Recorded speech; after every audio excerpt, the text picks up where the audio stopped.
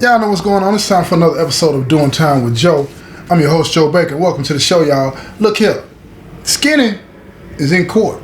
He tried to get out of it. He tried to work his way up out of his thing, but the judge is not going. He's been postponing this too long. The judge wants a resolution to the case, right? See, a lot of people think that if you get a lawyer, especially a paid lawyer, that they can keep you out indefinite. That ain't how it works, man. That's just not how it works. The system has to resolve the case one way or the other. You either going to go to trial, get found guilty, not guilty, you're going to plead out, or the case is going to be dismissed. Something has to happen. They just ain't going to stay on the books forever. So now he's going to trial. The evidence is overwhelming. The evidence is overwhelming. They got him. They got him. They caught him in the car with the dope. They got him. He should have pleaded out, but he didn't. They pop him down, right? He gave him 12 years. Sent him off to the penitentiary. First time offender, man. Sent him off, man. They were hard on him because he didn't want to listen. He didn't want to plead out. They were trying to give him some time. He was going to get some time. And he might have been able to get, you know what I'm saying, a little probation on the split confinement and all this and that. But he didn't want none of that. He was ready to stay in them streets. He wasn't ready to go to no penitentiary. And most people ain't. That first time you spook, you don't know what's going on. You trying to stay up out of there. You know what I'm saying? Now look, here we go.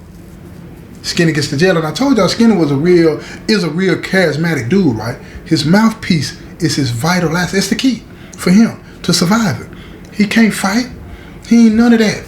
So when he gets up in there, he trying to figure out how he's gonna survive these 12 years in the penitentiary.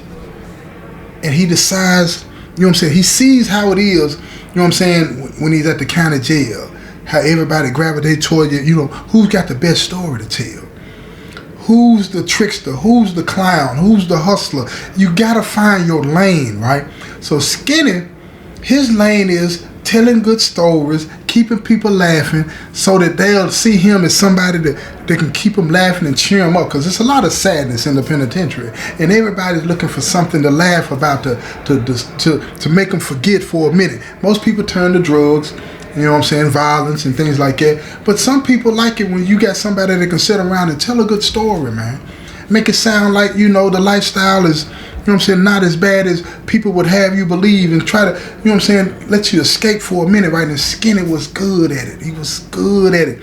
Talking about his exploits and the things that he did and all these different types of things in the streets. Now look, but it's a problem with that. It's a problem with that. Because most of the time, you know, like, don't get it twisted. People in the penitentiary can be anybody they want to be. So a lot of stuff that they experience is not necessarily true, but it doesn't mean that it didn't happen. It may not have happened to them. But the stuff that Skinny was talking about, to be as young as he was, it happened to him. And another thing about being in here, because the population is always moving and changing and all this and that, you could tell the same story several different times to different audiences and put different flips in it and change it up just a little bit, and they'll never even know. They'll never know. They just want to be entertained. And Skinny was great at that. He was great at it. But see, one thing about Skinny, he didn't understand how the streets work. The fact that his kinfolk Timmy had moved on with his life, you know what I'm saying, as far as the loss that he took, don't mean he forgot about what had happened. See, and another thing about Timmy wanted to make sure that he took care of his kinfolk, Skinny, while he was in there.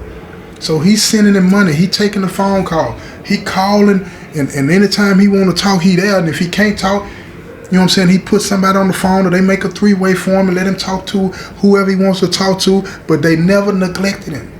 He made sure that everybody, if fam called, excuse me, if fam call, take care of it. Simple as that. And he did that. He did that. Everybody respected Timmy for that. You know, even though he didn't help Greg much when he was locked up, he heard about how it was for him in there. And he wanted to make sure that his own family didn't fall into the traps that you can fall in when you're in the penitentiary. He wanted to be sure that his family knew that it was somebody out there that loved him and cared about him and was going to help take care of him during those times, because that's just what family is supposed to do, right? So now Timmy is doing all these things, and his girlfriend, she makes sure that the money's on the books and all this and that. They're looking out for him.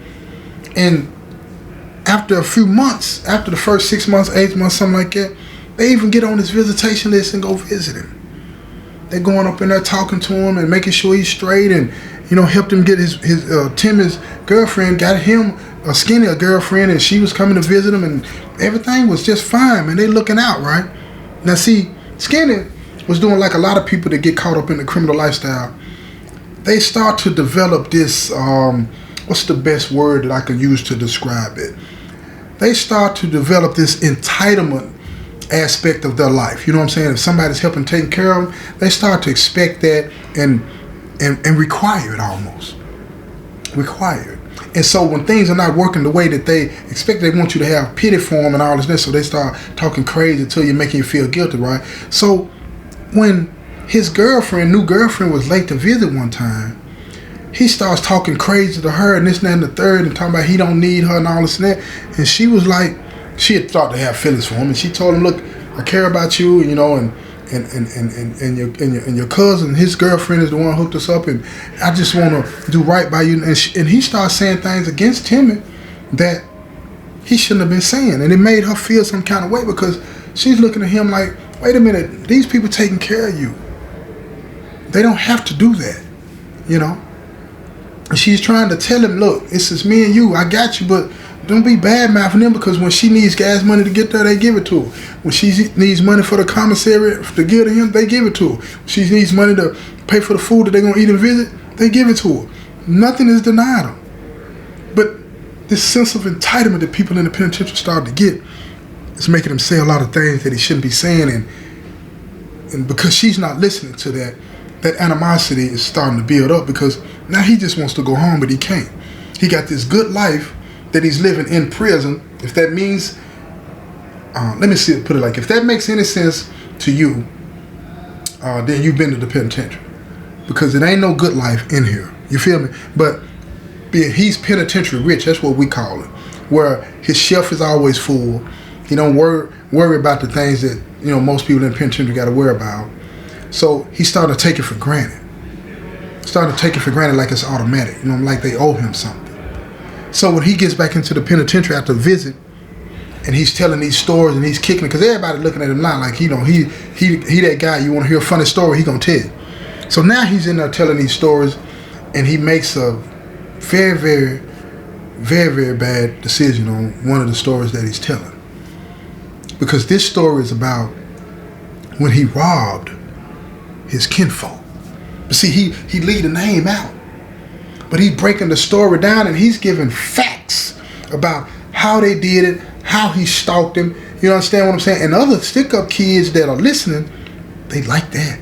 Oh, he breaking down details of how to do it, how they followed him, how he played up on them, manipulated the scene, and all of these different types of things, right? And they looking at it like, yeah, man, you got it going on. You taking care of the business, right? But he never said Timmy's name, ever. Never said it. But see, everybody that's listening to the story, right? You know what I'm saying? It's not a stick-up kid. They don't respect what he's talking about. Some of them even think he's a buffoon. You understand what I'm saying? And at the same time, some of the individuals that's listening to him, they know the streets.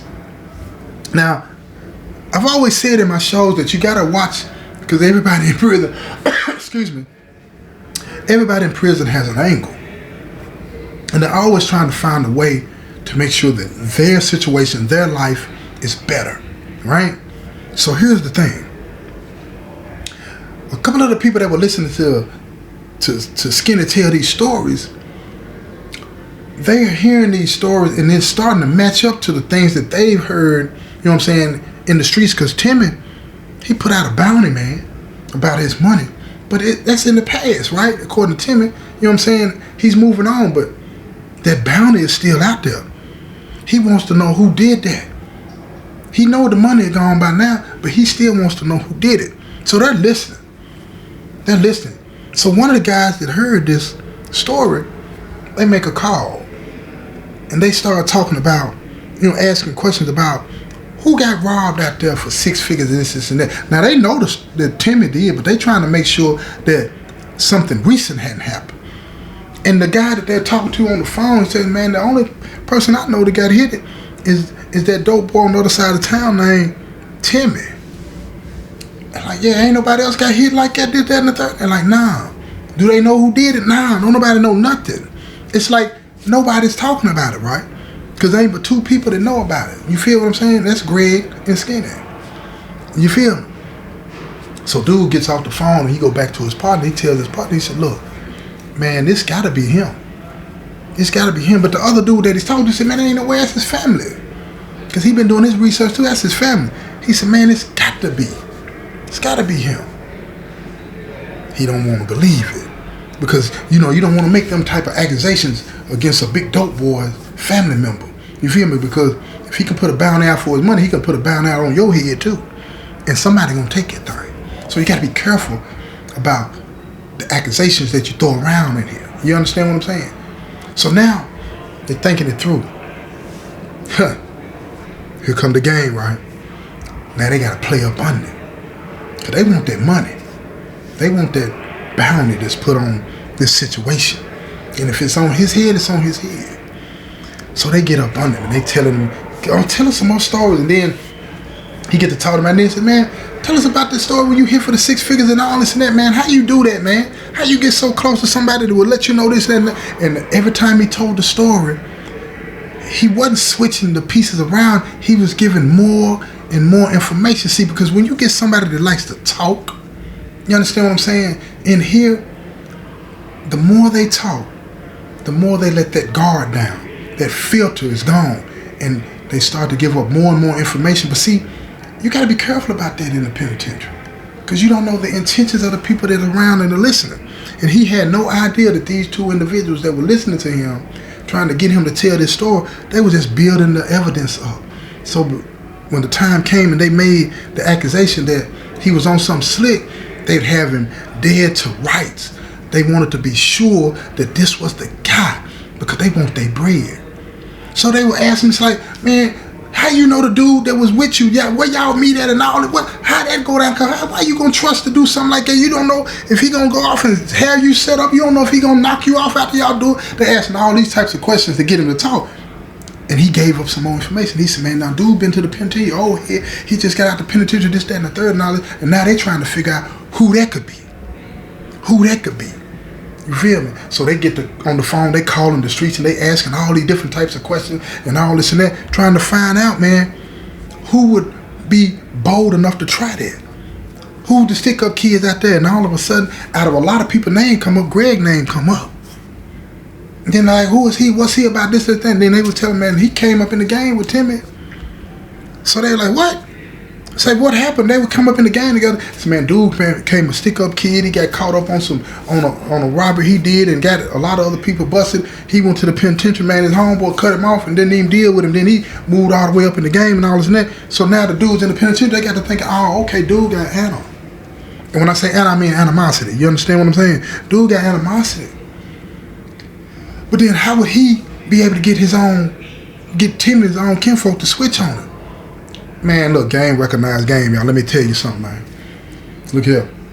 When you can figure out what makes a person hungry and what they like to eat, you can get them to do anything that you want them to do, man. For real. It's about feeding a person, whether you feeding them, you know what I'm saying, food, or you feeding them game.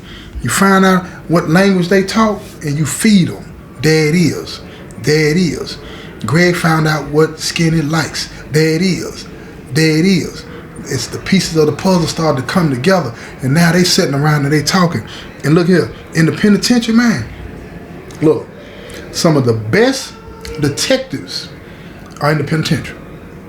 And when I say detectives, I'm talking about the criminals, because you got to be breaking some things down if you're gonna be in the criminal world, man.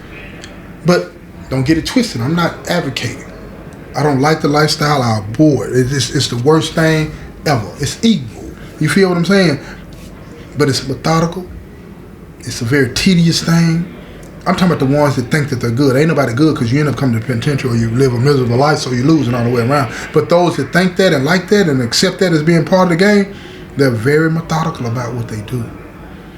And Greg, man, he was methodical about turning Skinny out, turning him against his own family. So they go back and they keep getting Skinny to tell this story. Now they isolate him because they like to hear the stories too, right? But they'll let him tell 2 or 3 other stories. They will always go back to that one. And every time they went back to that one, he would give up some more information and more information. And now they were almost certain that it was him. They were almost certain that over a period of months, his girl comes to visit him. And when she comes to visit, she's talking to him. She was like, man, Timmy, because she's cool with Timmy's girlfriend, okay? And they talk a lot. And she was telling Skinny that Timmy was getting close to figuring out who robbed him. And Skinny, not thinking about the situation like he should have, he was like, oh, somebody else done robbed him? And she was like, no, I'm talking about the one that happened, when they got a little bit over $500,000 from him. So now his antennas go up. He's trying to think. He's like, what is he saying? What is he saying about it? He said, well, he got a couple of guys that's in the penitentiary. They calling him, they telling him they think they know who it was, who did it. You know what I'm saying? So now he thinking, who in the world could it be? And it went out, look here, light bulb moment, man. He said, it's got to be these 2 dudes that keep coming back him and asking him about this same old story. Now, he still got a little money out there. You know what I'm saying? He still got a little money he ain't have to touch because Timmy taking care of him, right? So he trying to figure out, okay, am I going to need to take care of him? Because if I don't want Cuz to find out that I did this, or part of it anyway, and then he cuts me off. He ain't thinking that he going to have something to do to him. He thinking about just getting cut off. You know what I'm saying? He thinking about that and not the bigger picture. You need to be thinking about it live. You feel what I'm saying? So here's the thing. Look here. So now he starts to ask questions about the 2 dudes that are always coming around. And they still coming around because they don't know that he knows this. And now all 3 of them are looking at each other weird, talking in code to each other, you know what I'm saying, and saying certain things, hoping the other would catch it and all this and that. And Skinny like, man, I don't even gonna keep telling that same story. He said, I'm tired of telling that story, you know what I mean? And then he just stopped talking altogether. And when he stopped talking altogether, they've been locked up a while. They realized, okay, he knows something. He knows something.